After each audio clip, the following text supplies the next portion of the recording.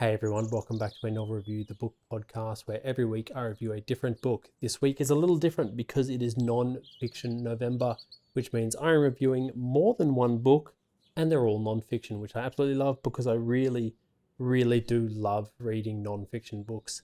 I'm actually a bit disappointed this year because as I sort of started to pull out the non-fiction books that I had read this year and write up the show notes, I realized I actually hadn't read that many non-fiction books, which is disappointing. I mean, I've been reading some other great fiction books, so I can't really complain too much. But I do have a nice little pile here that I will take us through. I love non-fiction books. I think they are absolutely fascinating to read and learn about certain things from specific time periods.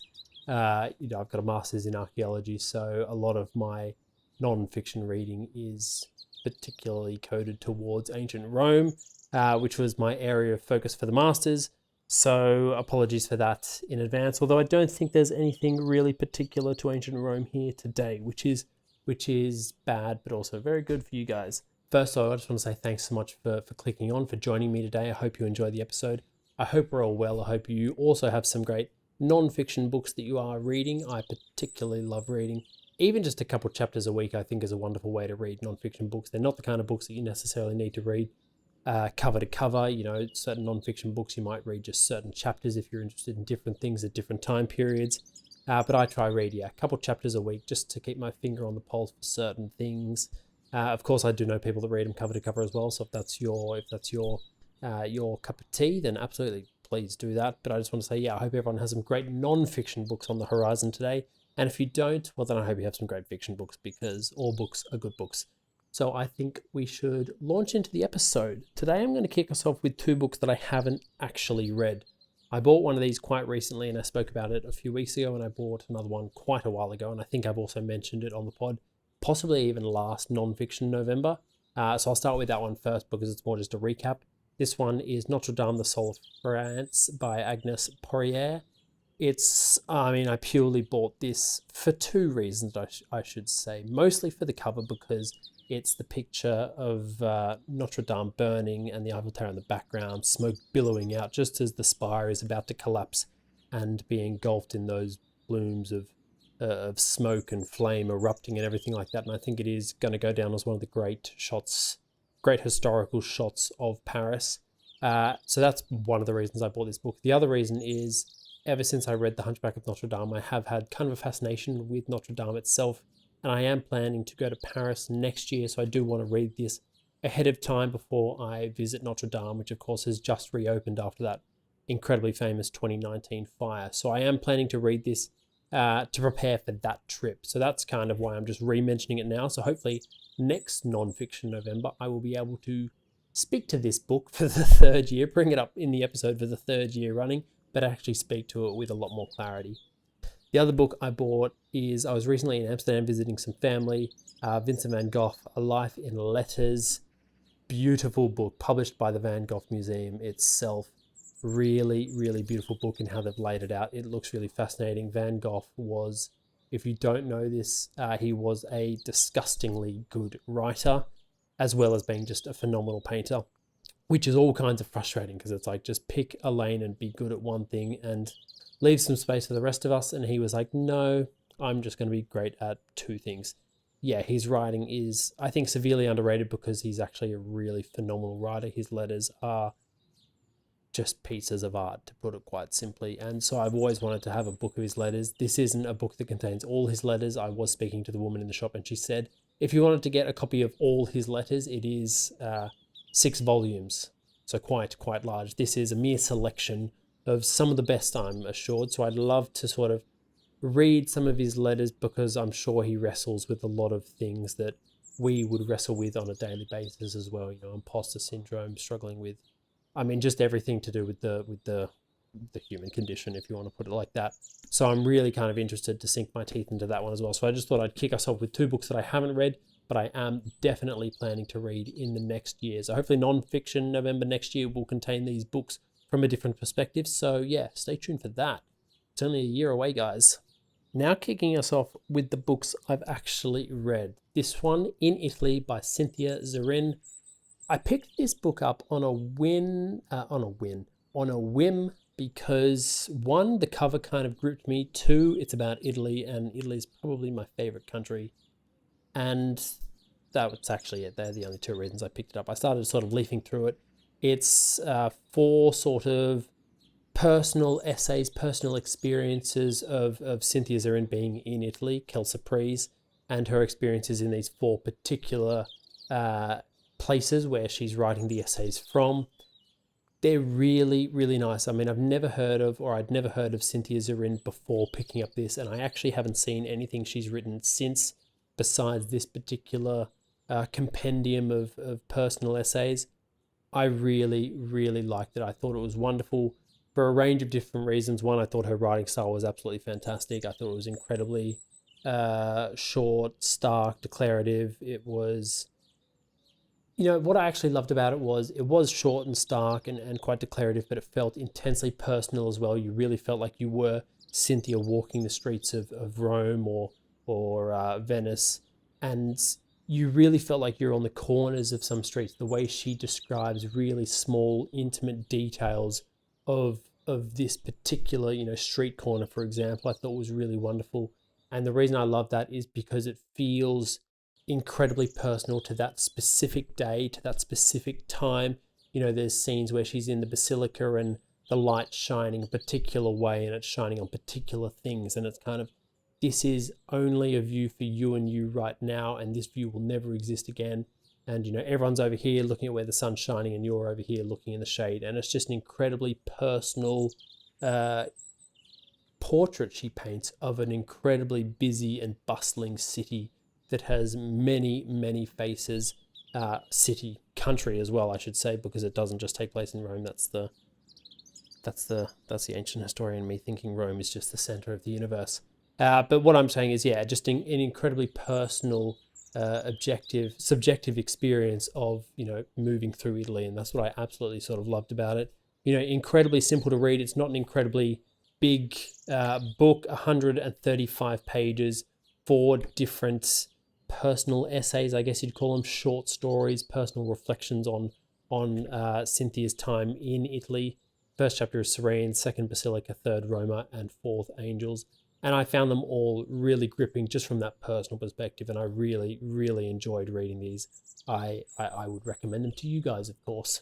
Next up, we have Tom Holland, Dominion, The Making of the Western World. I love Tom Holland. He's a personal favorite of mine. He hosts one of, if not my favorite podcast, The Rest is History, with Dominic Sandbrook. Fun fact, actually, my first professor at university studying ancient Roman history was also called Tom Holland.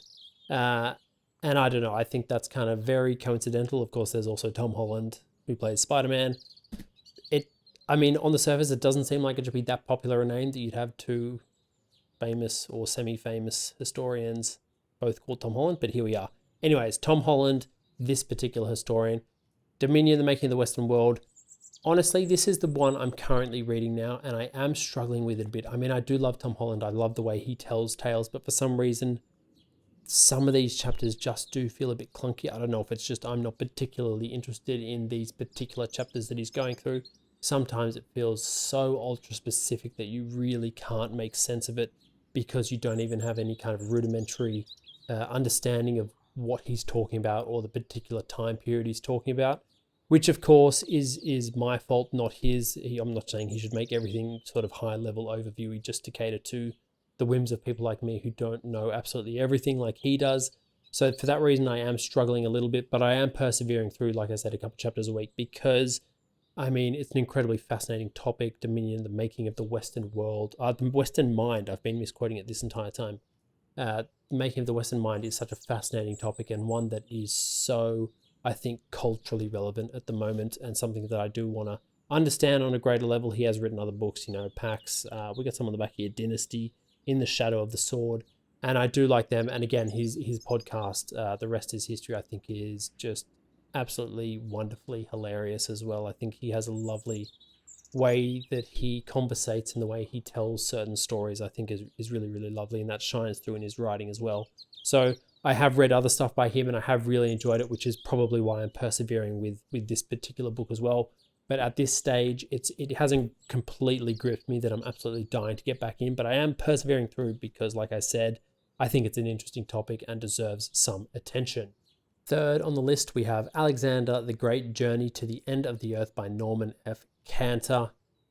This was a fun little book. I mean, Alexander the Great is an incredibly large character, and there are many books written about him, many big books written about him. I think what I loved about this one is it is incredibly brief, 173 pages long, incredibly brief, but doesn't feel rushed, doesn't feel like it does Alexander a disservice, doesn't feel like it's cutting out huge amounts of information. For that reason, it probably is a bit more high level, overviewy in that sense, that you are just kind of getting, the base picture of Alexander. Obviously, he was an incredibly fascinating character.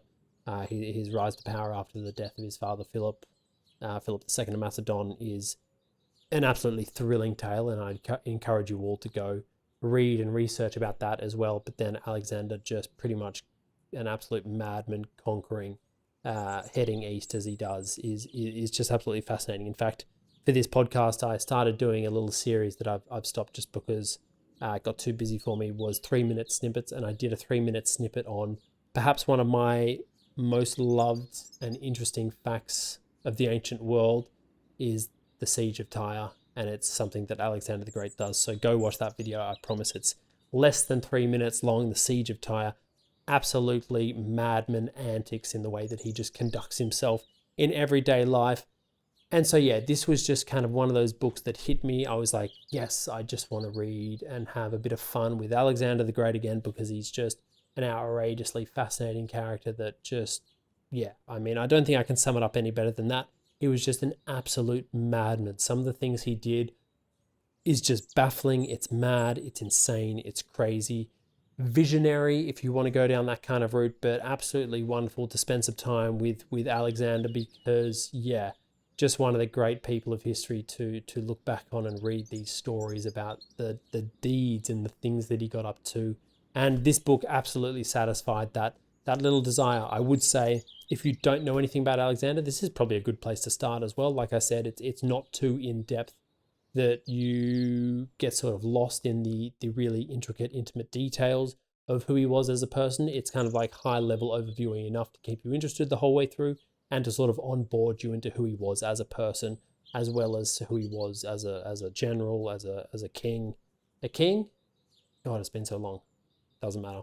So I'd recommend this book as well. Norman F. Cantor, fantastic ability with the pen again to tell a story. Alexander the Great, Journey to the End of the Earth, would absolutely recommend that one. And last up, we have this book. Now, this book was by far my favorite for the year. Papyrus by Irene Vallejo. I believe I mentioned it in one, possibly 2 episodes. I might have even mentioned it last Nonfiction November. I was given this book by my mother. I sort of looked at it, and, honestly, the title Papyrus, I don't think does it justice to what this book actually is. This book is incredible. This book is phenomenal. If you are at all interested in how books came about in society, read this book. If you're at all interested in paper, in history, in society, in culture, in anything to do with the world, read this book. This book is incredible. I should hold it up for the benefit of those on YouTube. I loved this. This was absolutely enthralling. A 2,000-year journey through the history of books and reading.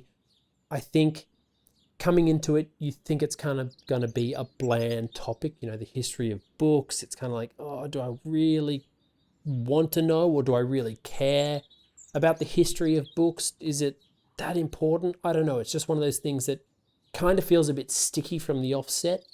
No, that I think that does an incredible disservice to this book. This book is phenomenal. I think Irene Vallejo's writing style is so good. The way she's able to tell a story herself and to weave in so much historical fact into that story and make it fresh and interesting and quite literally a page turner is wonderful. And the amount of research she must have done for this particular book is mind-boggling. It must have taken so much time, and she must have been weaving so many different threads to tell this coherent story about the history of books.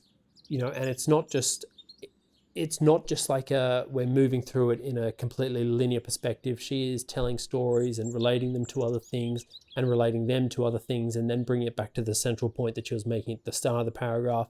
She's using so many references that are wonderful. The Iliad, the Odyssey, like it's not just about books. It's pretty much about the evolution and the building of culture, of our culture. It kind of, what I imagine Tom Holland's also going to be trying to do in the making of The Western Mind.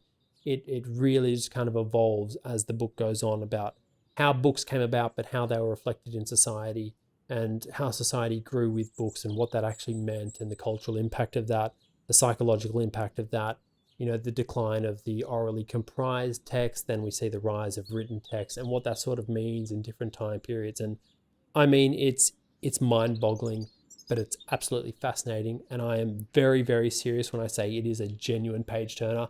I genuinely could not put this down. I mean, I know I started the episode by saying people, or at least me as a person, very rarely reads a nonfiction book cover to cover. This is one of the books that you read cover to cover, because it is just absolutely fascinating.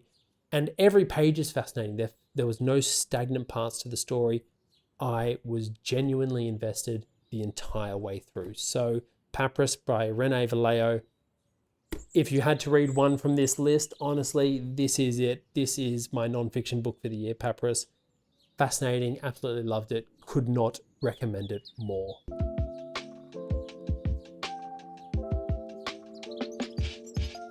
Well, that's it. Nonfiction November done for another year. Like I said, only 4 nonfiction books this year. That's quite poor by my personal standards, so I apologize for that. Hopefully next year has some more books. I'm going to finish the episode today by reading a quote from Papyrus as well, so hang around for that. But first, I just want to say thank you so much for joining me. I really hope you enjoyed the episode. I hope you liked the books. Tell me your nonfiction books for the year as well. What have you been reading recently? Tell me your fiction books as well.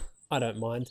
As always, if you would like to like and subscribe, I'd greatly appreciate that as well. But as always, just thanks so much for your attention, and I hope to see you next time. So here we go. To close out the episode today, a quote from Papyrus. The book collector's passion is similar to that of the traveller. Every library is a journey, every book a passport that never expires. As Alexander traversed Africa and Asia, he was never without his copy of the Iliad, to which historians say he would turn to in search of advice and to feed his desire for transcendence. Like a compass, reading opened up paths into the unknown.